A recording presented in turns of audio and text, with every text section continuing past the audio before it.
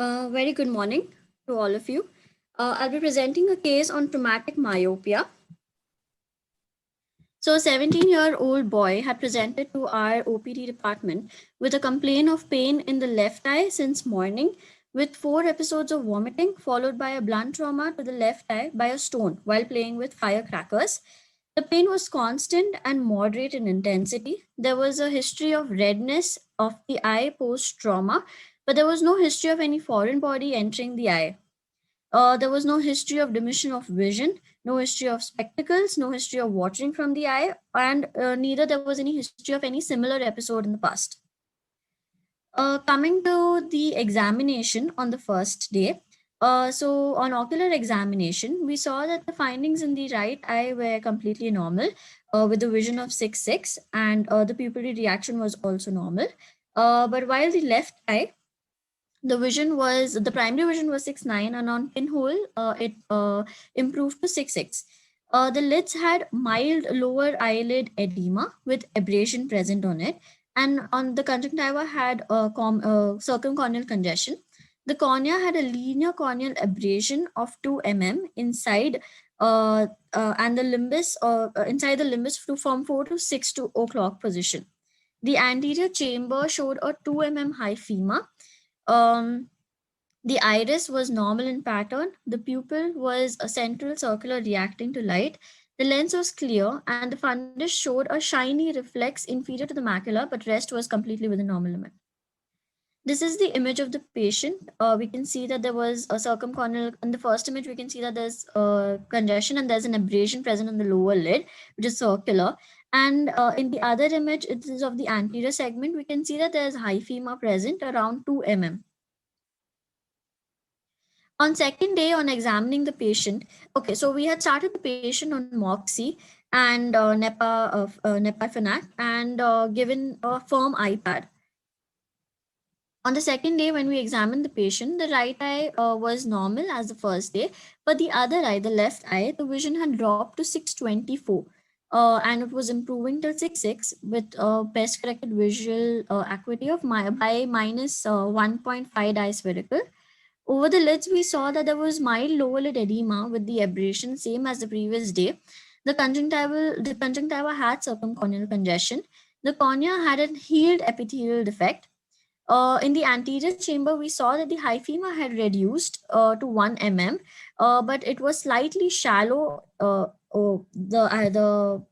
AC depth was slightly shallow in the right side than the normal eye. The iris was normal pattern, pupil was central circular reacting to light, the lens was clear, and in the fundus, we saw a subnormal wrinkling reflect again on inferior to the macula, but there was nothing significant. On the third day, we saw that the visual acuity reduced further to 660, which had improved again with 266 with a spherical correction of minus 6 dispherical. On slit lamp examination, a very shallow AC was seen with a grade 4 flare and a thickened lens. The IOP was unrecordably low.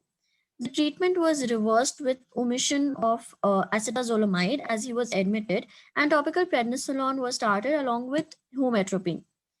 Further on this, hello. So Please go ahead, Dr. Divya. You have 30 seconds left. Okay, sir. Further on day 6, we saw that the visual acuity was 6.6 with correction, and the AC and the lens was becoming better, and the fundus was normal. We had done the axial length and the AC depth with the A scan on all the days. So it was seen that the lens thickness in the left eye had increased significantly to 3.6 mm, and it had reduced later on the day 6 again back to 3.9. And on the B scan, we can see the same thing. That is, there is an increase in the lens thickness. So this is a case that demonstrates a transient traumatic myopia due to ciliary body effusion, as as a clinical findings had suggest. So the B scan, when we did the B scan, it showed that the intraocular dimensions, which allows a further evaluation of this case, there was no lens opacity observed, but the lens thickness was increased. And transient traumatic myopia after blunt trauma was observed in this case. So the axial length and the vitreous cavity also remain unchanged in size. but it was followed by the movement of anterior lens surface, which resulted in the shallowing of the anterior chamber. So the myopia could have been resulted from these following mechanisms, that is detachment of ciliary size due to due to the zonule. Case a ciliary spasm as well as ciliary body edema may have caused a transient myopic shift.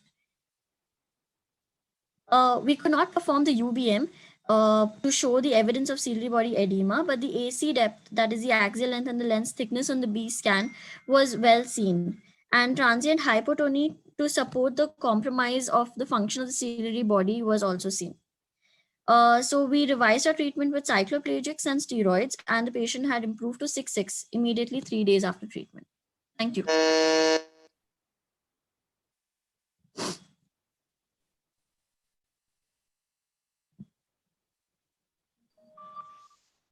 Thank you so much, Dr. Divya. I would request our judges, if they have any questions, please go ahead.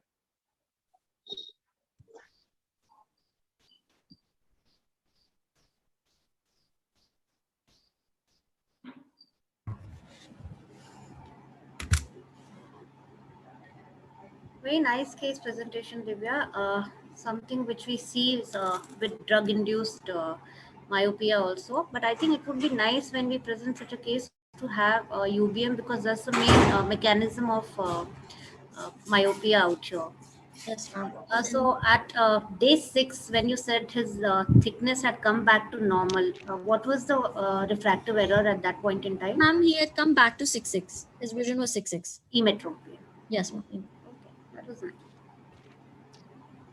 Did you give anything in between besides, I think, steroids you gave and antibiotics, right? Yes, ma'am. We had started him with acetazolamide also, but then we saw that steroids and cycloplegics had a better effect, so then we didn't continue.